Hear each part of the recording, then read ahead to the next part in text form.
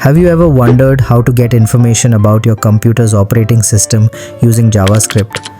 Well, today we're diving into the powerful OS module in Node.js. Stick around, because by the end of this video, you'll be fetching system stats like a pro.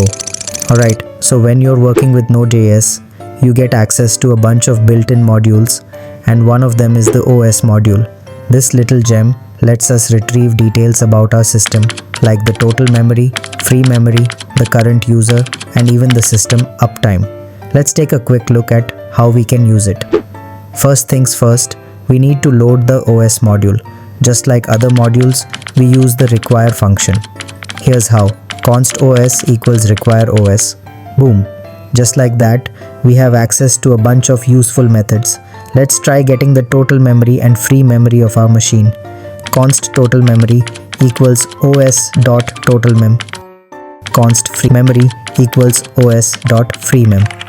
Now, let's display these values in a nice, clean way. We'll use a cool feature called template strings, which was introduced in ECMAScript 6. This makes our code more readable and elegant. Notice the backticks. Instead of single or double quotes, that's the magic of template strings. We can now insert variables directly using $ and brackets instead of messy plus signs. Now, let's run this script in our terminal. And just like that, we see the total and free memory of our machine printed right before our eyes. So there you have it, folks. The OS module in Node is a game changer for getting system information right from your JavaScript code.